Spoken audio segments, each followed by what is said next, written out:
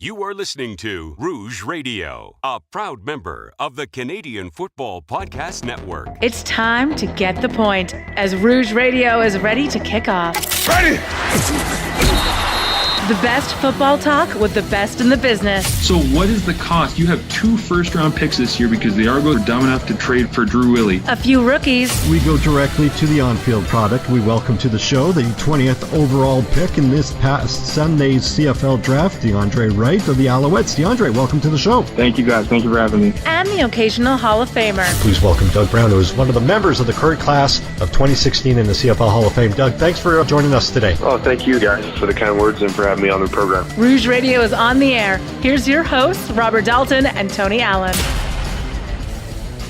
Welcome, everybody, to another edition of the Rouge Radio Podcast, episode 361, powered by the Canadian Football Podcast Network. My name is Robert Dalton, and joining me, as always, Mr. Tony Allen from Medicine Hat, Alberta. And I guess this is 361 straight episodes where the two hosts have not met. There you go. Best streak in sports. Yeah, best streak. And, well, I mean, everybody's focused on hockey. I mean, have you been one of the millions of Canadians watching hockey as it opens, the NHL season opens? Glued to my seat to see how John Tavares would do. And I believe he's in Toronto. He scored a goal. He did get a goal. And, well, I mean, if you're a Leafs fan, you have to be kind of, maybe contemplating that you're not as good, considering that Montreal was considered to be the dumpster fire of the NHL. I mean, if it wasn't for the Ottawa Senators, that you'd have to take exception to the fact that it went into extra time to get that extra point. But I digress. We're not an NHL podcast, and as you can tell by my voice, I am just getting over the man cold that started last week. So please bear with me. Don't make fun of me. Other than that, how's life since last week, Tom? It's going pretty good. Weeks are flying by, it seems. Craziness. Just the whole summer disappeared, it evaporated, and Thanksgiving is around the corner. And I know the year goes quick because my son celebrates his 7th birthday next week. And I mean, I remember bringing him home from the hospital. I know that's a cliche thing to say, but seriously, once you get kids, you agree with all of that stuff that as a person without any kids, you always roll your eyes when you hear these cliches. But seriously, I don't know how 7 years went by that quick. Oh my God, I get the same. Like literally, the youngest is 2.5. It literally seems like yesterday that we brought her home from the hospital. Like time just goes super speed, right? It's definitely not slow motion. We've got a great show. We've got obviously our 3-down hot takes. We'll dive into some MOP talk. We got our Week 17 predictions. Tony's got his magnificent bastard in this week's mystery deck, which he's already tweeted out already. And of course, we're gonna ask a couple of read a couple of emails. But first, let's get into our 3-down hot takes, sponsored by SeatGiant.ca.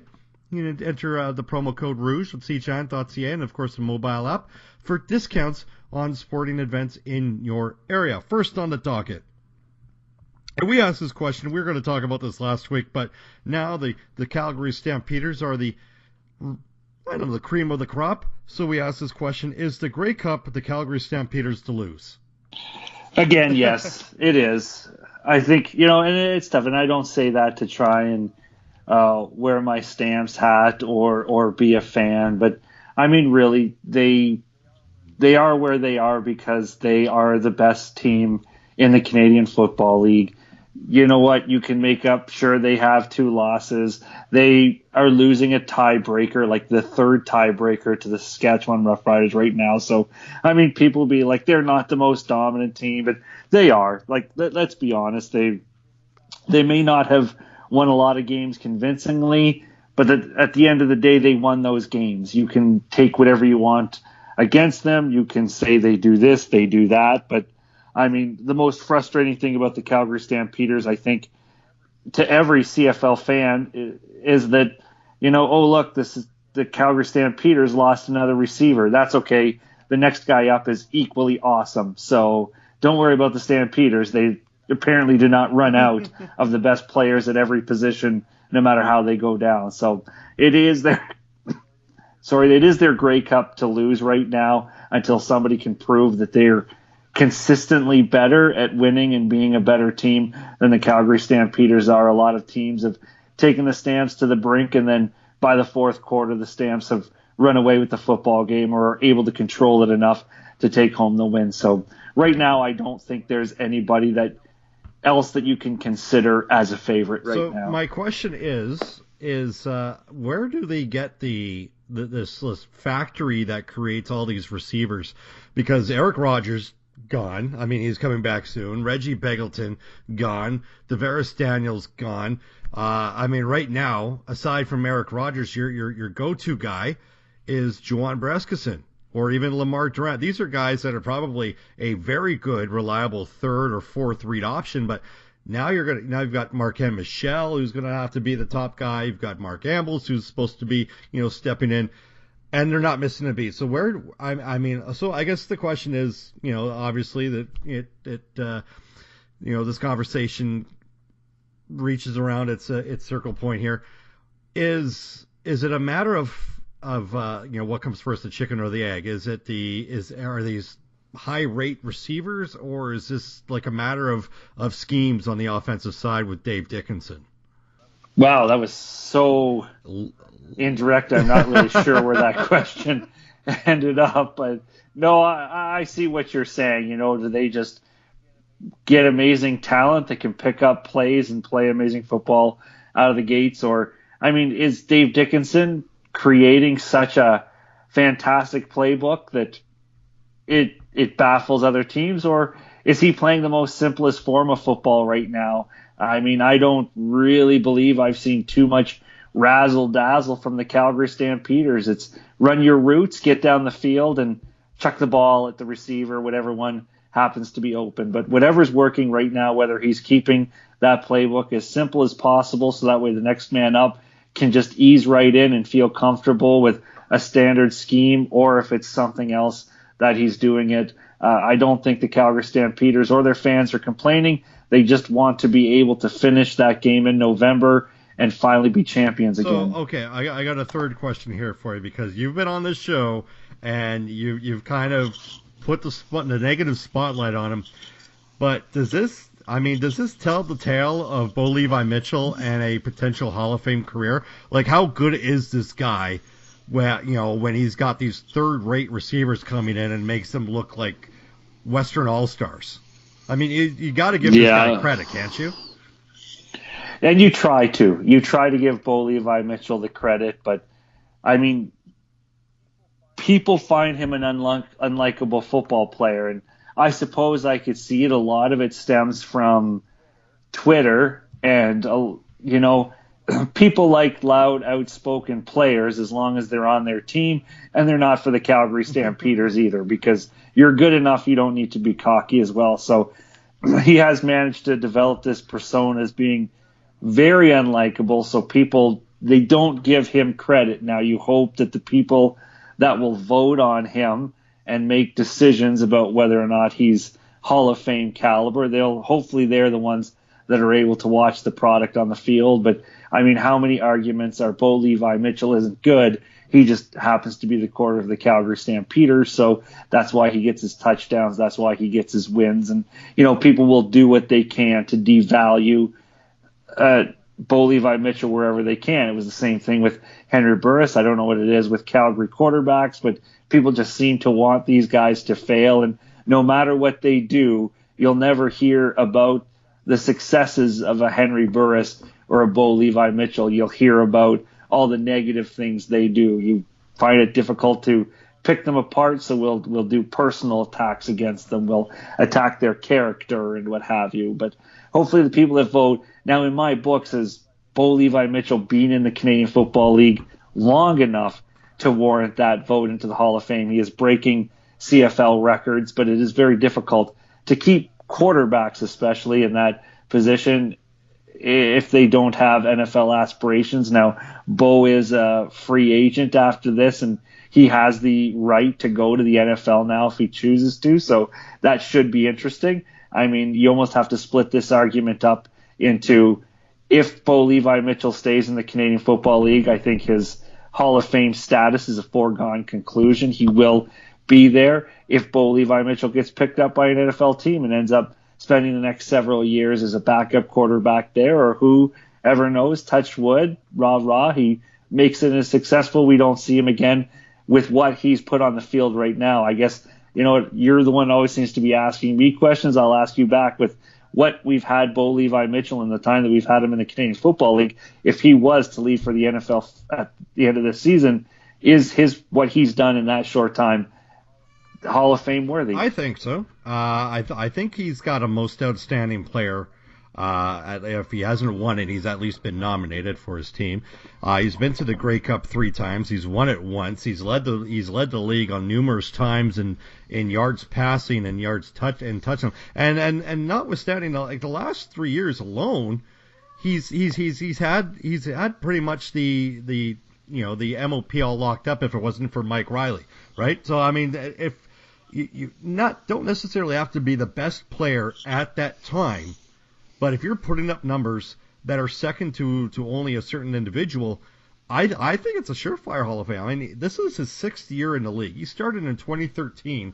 His win-loss record aside, and I know that a lot of people do not like win-loss record when discussing a quarterback, but when you can't ignore it, right? You cannot ignore it. It's not like, well, he's 30-10 as a starter. Bo Levi Mitchell, it took until this year by the time he hit double digits as in regarding to loss. That's 6 years in the league as a starter before he hit double digits in the L category. So I think, with that being said, I think that he's a surefire Hall of Fame. He could go to the NFL right now, and I think he's a shoo-in right now. We go into the next down hot take, and Tony, you sent out this tweet, and you actually got quite a bit of I don't want to say negative feedback on here, but I want to get you to kind of like maybe talk about a little bit more.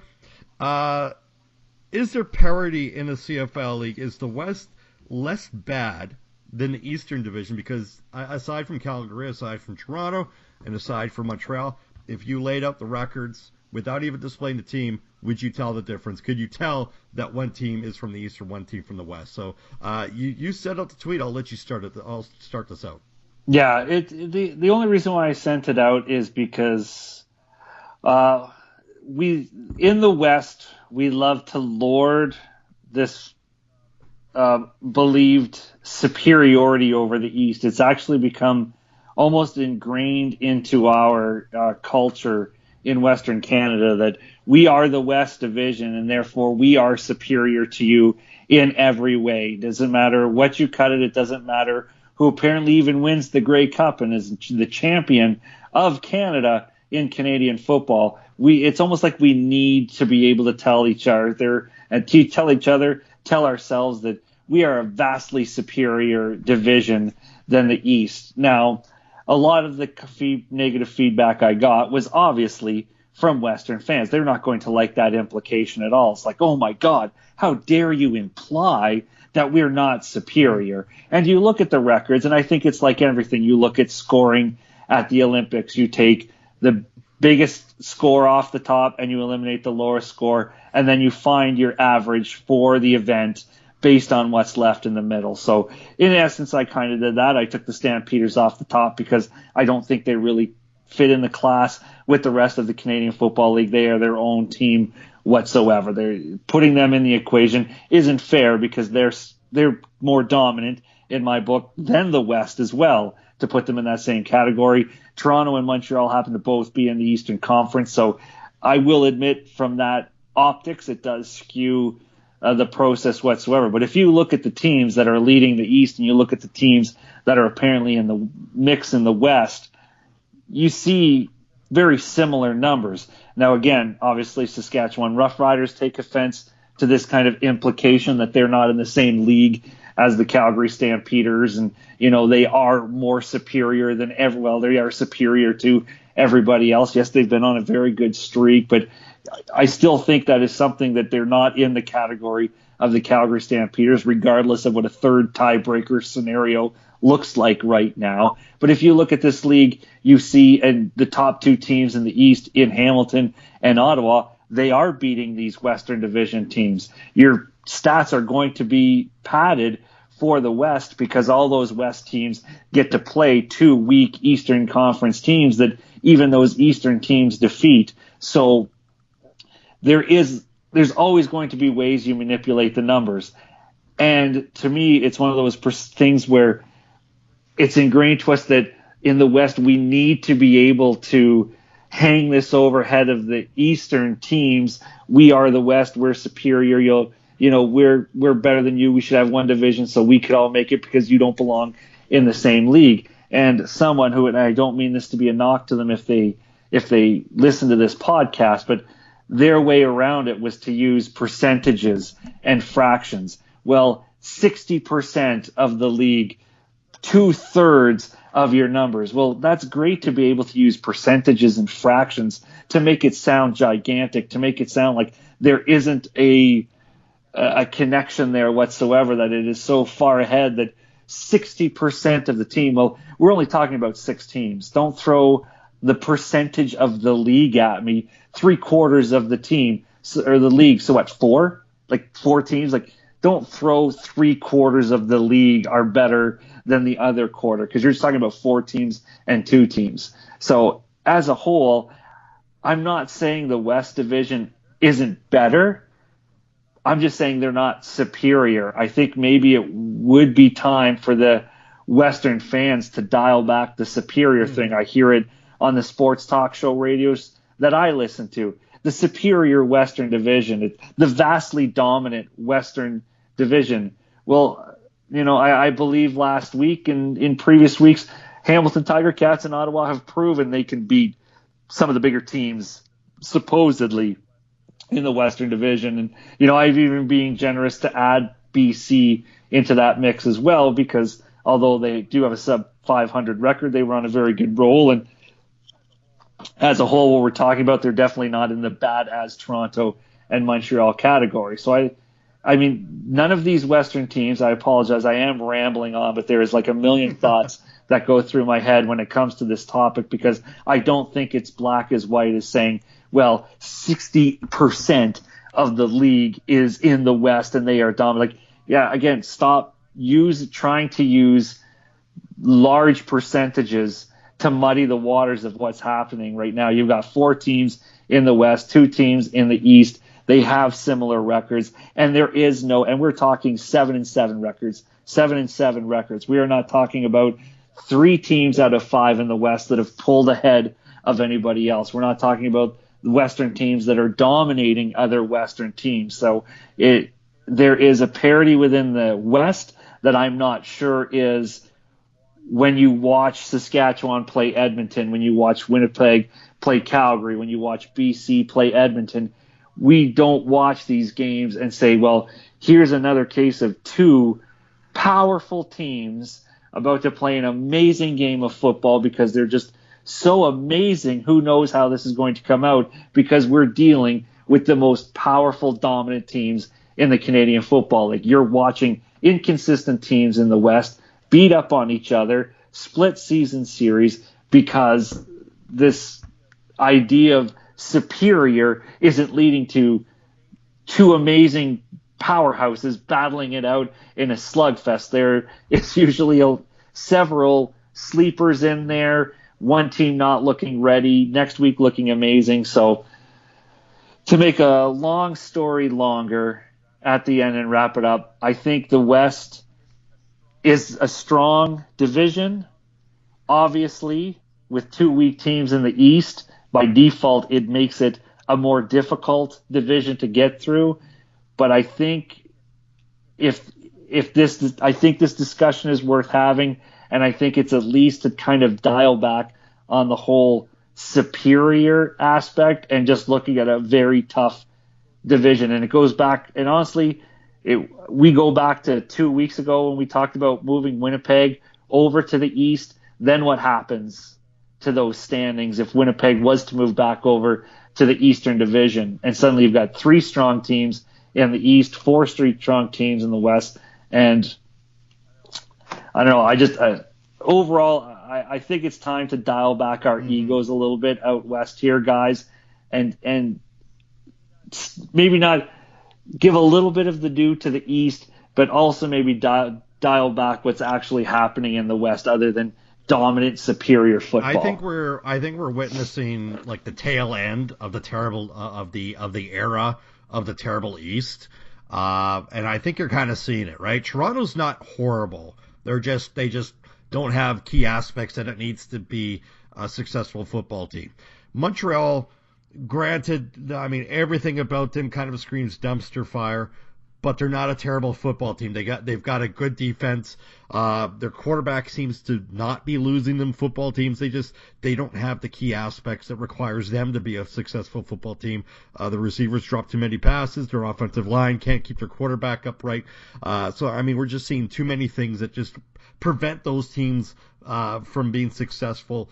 And of course, now that you're seeing Calgary, there's still the cream of the crop. You're seeing Edmonton fall back. Saskatchewan hasn't been a complete team, whether it's their offense taking a step forward and then it's their defense taking a step back. Winnipeg hasn't been consistent. BC is a little bit better than I kind of anticipated them, but they're still fifth in the West. So, I mean, I think it's a lot closer, but I think we're starting to see exactly what everybody has wanted to see for a long time, which is parity, which, thank God, now we're starting to see less of the conversation of, well, we should have one division in the CFL, and I'm all for it, and I'm here for it.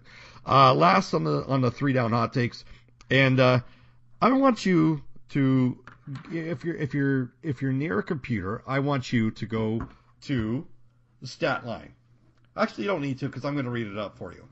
17 of 31, 54.5 completion percentage, 164 yards, 2 interceptions, and your longest is 26 yards. Tony, if I actually told you that this guy who has this stat line is considered MOP material, what would you tell me? I would say, who is this guy? What's so special? Explain him to me. Exactly. Well, that's the stat line that Mike Riley had last Saturday as the Edmonton Eskimos can only muster 3 points against the Winnipeg Blue Bombers. So the question is, up until now, I think it's been a foregone conclusion that Mike Riley does not eat kittens and that he should be this year's MOP. Question is, now that the Edmonton Eskimos are sitting at 7-7, he's faltered in the last couple of weeks. He can only get one touchdown against the Ottawa Redblacks. Granted, they have a very good defense, but we've all said, well, you cannot vet against Mike Riley. Is Mike Riley considered MOP candidate this far? And if not, I mean, what does he have to do? Obviously, outside of getting back to his regular Mike Riley's way, but is he losing out on MOP consideration? I feel like this is the same conversation I had earlier this year with people wanting Connor McDavid to be the MVP of the National Hockey League. And this reminds me of that only because this is the opposite and almost what people should have been arguing when it came to Connor McDavid, is that luckily this is the most outstanding player in the Canadian Football League. It's not the most valuable to his team. It is just who is the most spectacular. Basically, the way I interpret it, whether or not it is actually the league definition of most outstanding player, it is just who is the most outstanding player to me to watch play the game. Who keeps people in awe, who puts butts in the seats. And frankly, it's hard to ignore the statistics on this one. For all the joking I've done over the last couple of weeks, you still can't simply ignore the numbers that Mike Riley puts up. He still leads the league in passing yards, I believe. His touchdowns are very hard to ignore. 12 of them, 1-yard plunges, whatever. You can take your dig there, but it doesn't change the fact that he still punches the ball into the end zone. And I mean, really, more of that stat just makes you scratch your head and wonder why Jason Moss puts his entire franchise in for a 1-yard dive to get a touchdown when he's got a backup quarterback for that. But still, that's maybe another conversation to have. And I mean, he's still Mike Riley. Even at a 500 club, there isn't going to be a lot of people who look at a 7-7 record and say, maybe I was wrong about Mike Riley. If I needed a quarterback, maybe I want to stay away from Mike Riley. So at the end of the day, Mike Riley stays in this argument because it is the most outstanding player in the Canadian Football League. Not most valuable to his team. You can't say where would the Edmonton Eskimos be without Mike Riley. You just have to say, to me, how I interpret it, most outstanding player just means who puts butts in the seats and who could you market your team around and market the league around. And I think Mike Riley, his statistics, who he is, his demeanor in the game still leaves him in the argument of most outstanding player. I think at the end of the day, though, wins will factor into that. And if it keeps this pace for Mike Riley and they find themselves being into a crossover position, it will be interesting to see if personal statistics will trump wins and losses when it comes to the Football Writers of Canada determine who gets to represent the West for most outstanding player. Right now, Mike Riley leads the league with 4,300 passing yards, literally 100 and, quick math, less than 100 behind him is Jeremiah Masoli. Mike Riley has 27 thrown touchdowns. Bo Levi Mitchell has 2 more at 29. Masoli has 21. Could you not make the argument that maybe Masoli deserves that because his team has a similar record to Mike Riley? I mean, there isn't really anything that Masoli hasn't done that Mike Riley hasn't done either this year, aside from the rushing touchdowns. But I mean, Hamilton doesn't need Jeremiah Masoli to rush for a lot of touchdowns for whatever reason. Second question here, I got a question before I throw in my 2 cents here regarding this one. Is Edmonton fired their special teams coach? Now, I'm not privy to really what the X's and O's are for special teams. Offense hasn't gotten it done. Does this reek of desperation, or do you see anything more? Maybe this is a desperate move, or maybe they just wanted to do something that's been long in the making for the Eskimo coaching staff. I think it reeks of just everyone wanted a head to roll after that loss last week and only scoring 3 points. And I think they just served up a sacrificial lamb and hoped that it would be enough to appease the Eskimos fans. All right. So and so I'm just going to go back to the subject here, right? Let's take rushing touchdowns alone out of the equation. As much as, I mean, we're in week 17. We've got 4 weeks left in the league, 4 or 5 weeks left in the season. At this point, I don't think that Mike Riley is a foregone conclusion any longer, and I think maybe he might be the Western nominee. To me, I think that there has been, I think success within your team should be taken into consideration. Let's not confuse the MVP, because without Mike Riley, I'm not really. I don't know if this team really is going to be suffering that much because they have Kevin Glenn, but that's beside the point. We're talking about outstanding, and there's nothing really other than what Mike Riley has done in the past. To me, there's nothing that he's done this year that's really said, "Hey, I should be the MOP," because I've read out the stats, and I know people will say stats are for losers. There's really there's nothing that screams Mike Riley should be MOP when I'm reading his passing stats and his TD stats. Rushing touchdowns, I'd be down, but I mean, if that's what it takes to be MOP, because 1 yard scrambles for a touchdown, man, there's a lot of backup quarterbacks that deserve to be MOP, at least for their team. Let's get into, that'll do it for our 3 down hot takes. For some reason, I thought we had another one here.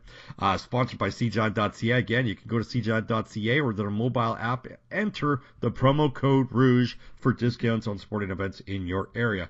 Let's get into this week's Magnificent Bastard. Tony, who grabbed your attention this week? Oh my God! Number 1!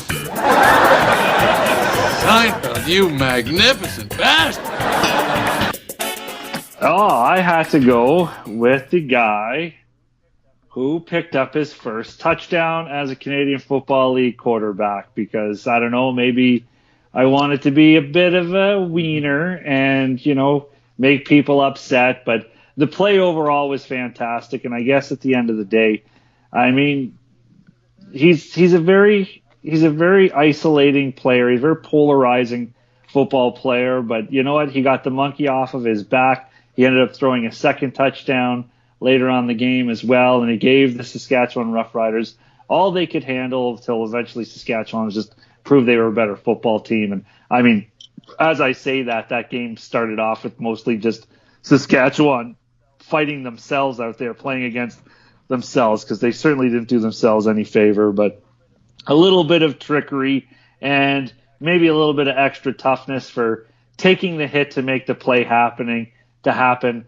And on top of that, someone tell this guy to stop diving head first to try and get touchdowns in the end zone, no matter how much he wants them. But I guess that's the heart and what he wants to do for that Montreal Alouettes team, for a guy that gets absolutely no help from his offensive line. And you've yet to hear him throw that offensive line under the bus yet, despite how horrible it is. I mean, seriously, put this guy in a team with an ounce of an offensive line to show, and who knows what he might be able to do. But on your first Canadian Football League touchdown and getting that monkey off of your back, Johnny Manziel, you magnificent bastard. You know what? You know what really makes that really bad? The fact that you mentioned the offensive line. Where do teams get offensive linemen? Through the draft, right? You might be able to get one through free agency, but the majority of them are done through the draft. Guess what Montreal doesn't have for the next foreseeable future? They don't have a first overall pick.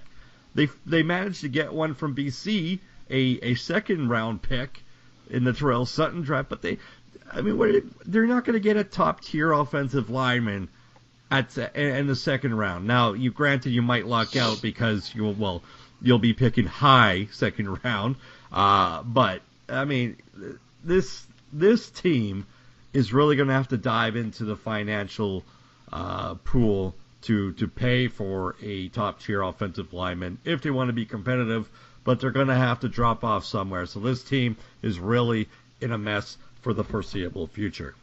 I guess that's my WTF for the week, but I didn't really prep it. You sent out a tweet with this week's mystery deck. So, Tony, what do you have for me this week? Oh, let me bring it up here. And it was kind of a jerky one, but I also thought, maybe this will help find some of the really diehards. Maybe some people will roll their eyes and think it was lame. I'm not sure what you'll think. You can fill it in, the blanks for me here. But if you could see the picture that I sent out of the player, it's one line. 1995 Memphis Mad Dogs. Oh, wow. 1995 Memphis Mad Dogs. 1,415 yards, 5 TDs. And in 1995, the Canadian Football League had its CFL All-Stars, but also included North and South All-Stars. And with those statistics, it was enough to land this player on the South All-Stars at the receiver position. Did I give you too much information to make this easy? I'm assuming was that his only year in the CFL? That was his one and only year in the Canadian Football League. I'm going to guess Joe Horn. That would be a correct answer. I feel like I went on too long. You know what? I was almost this close. I got a Google Home, and I was this close to be asking Google Home. I got it all set up with me. All right, so you got it panicked a little bit. When you mentioned the Memphis Mad Dogs, I was like, oh crap! I only remember a certain few of people. Like there was Greg Battle on that team, Lucius Floyd, Ricky Foggy, I think was the backup quarterback, but everybody remembers Damon Allen. Let me see who else was on that team. Eddie Brown. I don't know if I said his name, but Eddie Brown was on that team, which I kind of was the reason why I asked you if that was his only year. But Joe Horn was my guess, and the only reason I remember that is because everybody made a big deal about it when he was on Thursday Night or Monday Night Football, and you know how everybody's like, "Hey, I'm so and so. I went to this college, blah blah blah." Joe Horn introduced himself. Instead of his college, he said Memphis from the Canadian Football League. So I thought that was pretty cool. All right. Let's get to our Week 17 predictions. And this week starts off in Ottawa, the nation's capital. The Winnipeg Blue Bombers, fresh off their 2-game winning streak, go into Ottawa off their bye. Tony, who do you like in this one? Oh, this is an interesting football game because Winnipeg did have such just a really solid football game against Edmonton. I didn't get to see as much as I wanted to, but what I did see, you know what, Winnipeg made things happen, and you know it could have been a combination of Edmonton just having one of those weeks that you wish you could. You know, they always seem inevitable. You're gonna have one of those weeks where nothing works out, and I mean, God, how many turnovers was there alone in that football game? But and you know what? And on the other side of the ball, you've got Ottawa that's taken a couple losses. They've been able to string some wins together. They're back at home this weekend, and I mean it's a tricky game to go for because I mean there's arguments on both sides of the football of who to take because I think you can comfortably take both of these teams and be confident in your answer. I don't know if it's a runaway in my head because there's been times where I've really liked these two football teams, and with the Hamilton Tiger Cats on their bye week this week, this is a game at hand for Ottawa. It seems weird to use. I feel like that's not a term I'm allowed to use when it comes to football because it's more, I feel like a hockey term, but in this case, they do have a game at hand that they can make up on the Tiger Cats this weekend, and I think that's going to be enough of a motivator to put a distance between them and the Tiger Cats and lock up the first place in the East. Inconsistency from Winnipeg's side makes me feel that this is possible. So at the end of the day, I want to take Ottawa, 21-17 in this game. I'm too lazy to go in through every team's stats, but you know, I've been hard on Richie Hall's defense over the past couple of years. And then throughout the last, month or two, I've seen kind of like a steady, like not a steady turnaround, but a sudden turnaround, right? So I'm like not really convinced that I've seen that 180 that I kind of expected from this roster. So I went back over the last 4 games. Here's what it is. 4 touchdowns that this team has allowed. An average of 338 yards allowed. And now that's combination of on the ground and through the air. Not 330 through the air. That's overall. That's what they've allowed on average. That's pretty darn good. I'm not saying that this is the for sure Bombers defense, but when I see those kind of stats and I saw what they had, what they did to Mike Riley, and what guys like Marcus Sayles did to Duke Williams, like literally dislocating his shoulder is what it looked like. That defense appears to be not challenging for top defense, but they appear to be showing themselves as contenders. Now, on the other side of things, other than protecting the ball, I haven't really seen the Bomber offense that everybody has been known to love over the last couple of years. Their average starting point last week was, I think, the 45 to 50 yard line on their own, right? So that's really good field position. When you force 7 turnovers and you start at that point, you should get more than 30 points to me. And granted, you didn't really need to put up the stats, but the expectation with all that is that you should put up more than 30 points. You're not going to get that lucky with Ottawa's offense or with their defense.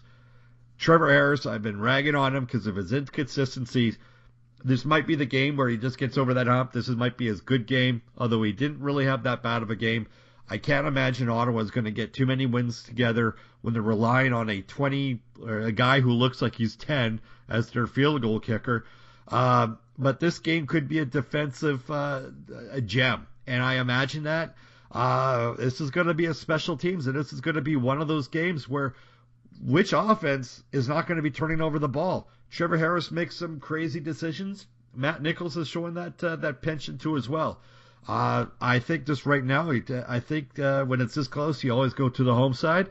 I think Ottawa is going to take this one, and it's going to be a low-scoring affair, and I think it's going to be 18-16. Next on the docket here, as we go into Saturday, the Toronto Argonauts go into the BC Lions, where BC's having a lot of success at home, fresh off that thrashing to the Hamilton Tiger Cats last week. Maybe this week BC doesn't dance on any logos, but I digress. For this one, I think that maybe Jonathan Jennings, he has a bounce-back game. Toronto playing desperate. BC's playing desperate. I think, long story short, you go with the guy, the veteran coach in Wally Buono. You go with the history here with the BC's home record. BC's defense is playing good. BC's offensive line is playing good.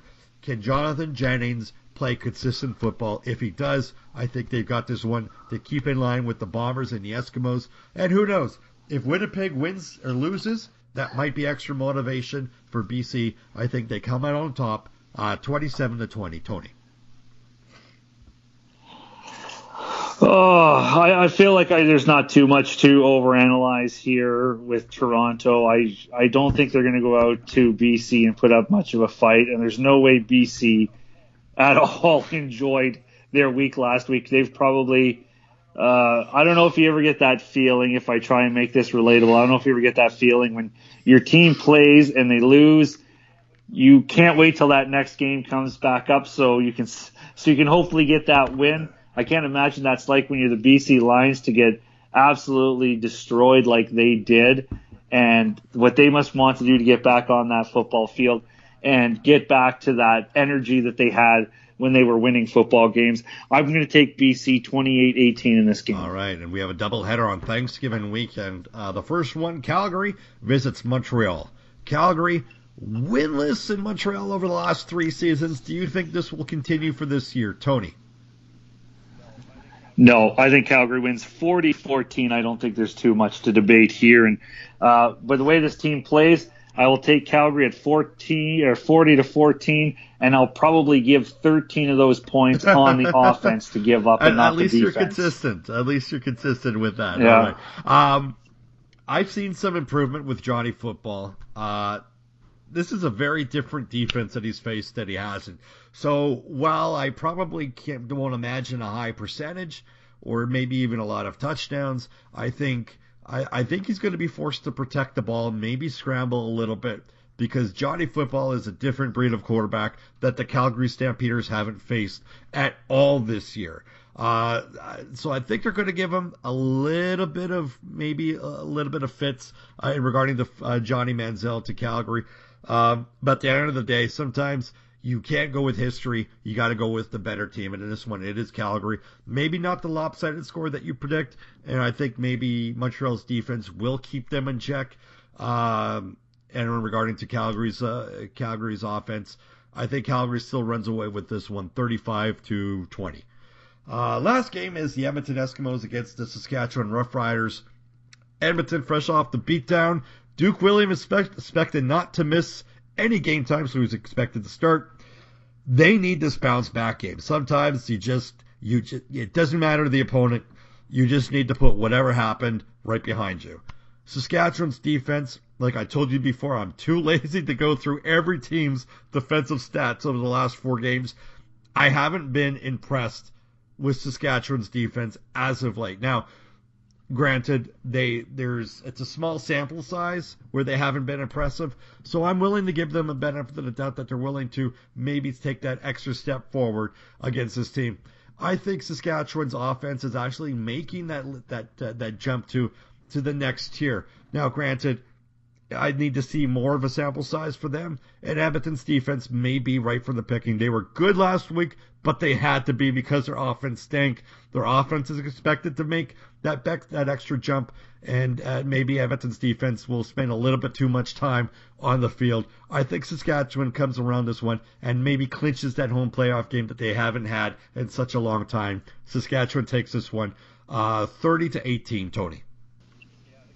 Yeah, the closest thing we have to a consistent football team right now is the Saskatchewan Roughriders, which is weird to say because if there's anything Zach Collaros is consistent from week to week and taking the team where they needs to go. But I can take my jabs at Zach Collaros about his ability to find the end zone or essentially lead this football team. It doesn't change the fact that he's doing enough to win football games for the Saskatchewan Roughriders. I put a lot of this on their defense and their ability to control games and cause turnovers where they need it and save Saskatchewan's butt when things get really tough.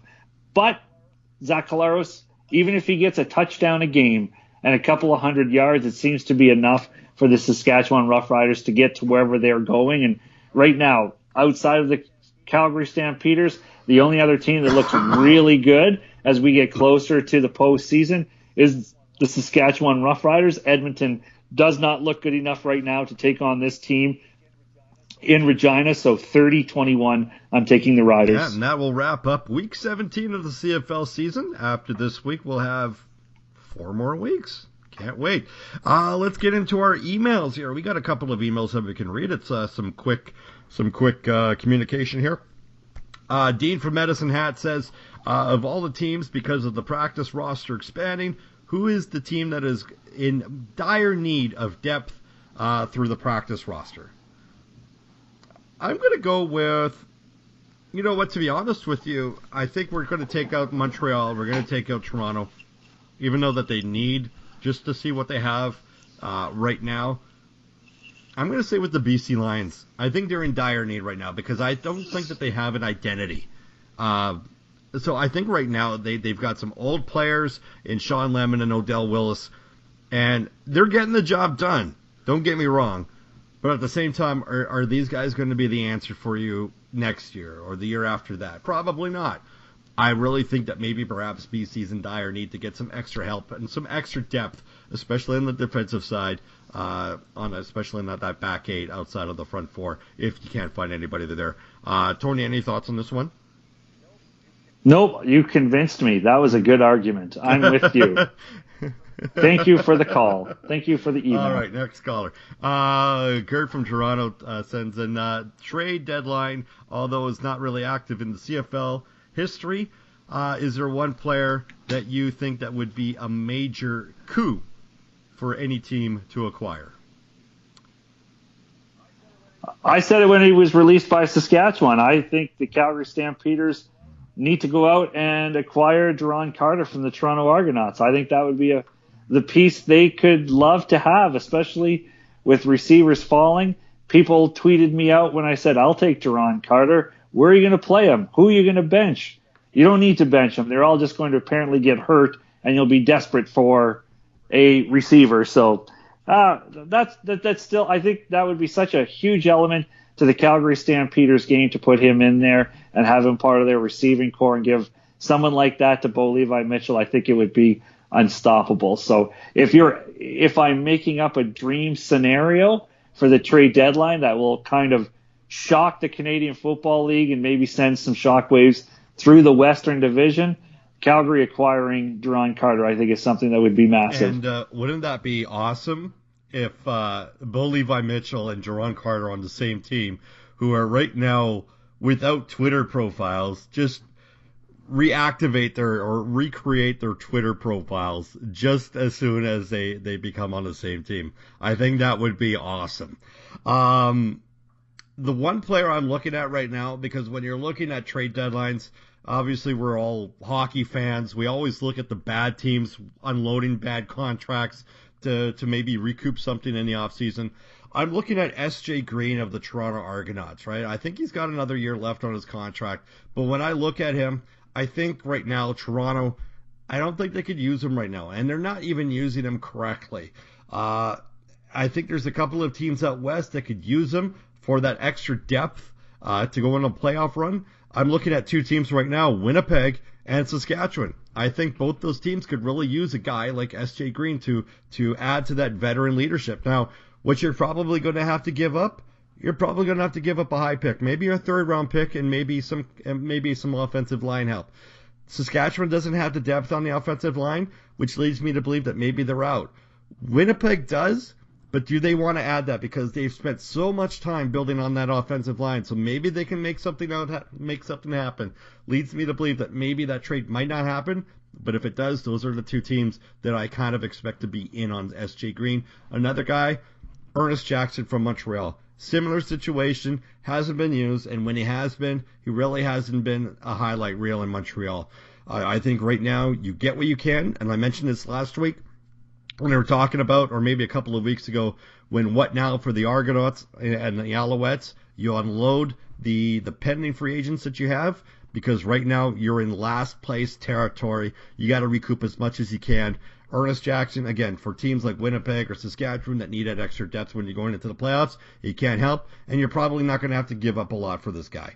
That'll wrap it up for episode 361. My voice is taking its toll on me. I apologize if everybody thinks that they're listening to Rip Torn talk CFL football. That'll wrap it up for episode 361 of the Bruges Radio podcast, powered by the Canadian Football Podcast Network. Before I get to my dad joke, Tony, any final thoughts? Yeah, keep supporting the Canadian Football League. Keep supporting Canadian Football League podcasts. We love doing it. And the more people that like, the more excited we get and better shows you pump out. And it's nice to know that we're able to entertain people, interact with you on Twitter. So today I'm just going to be just a big shout out to all of those CFL podcasts that put in the hours. And I say it because I had a rough day today.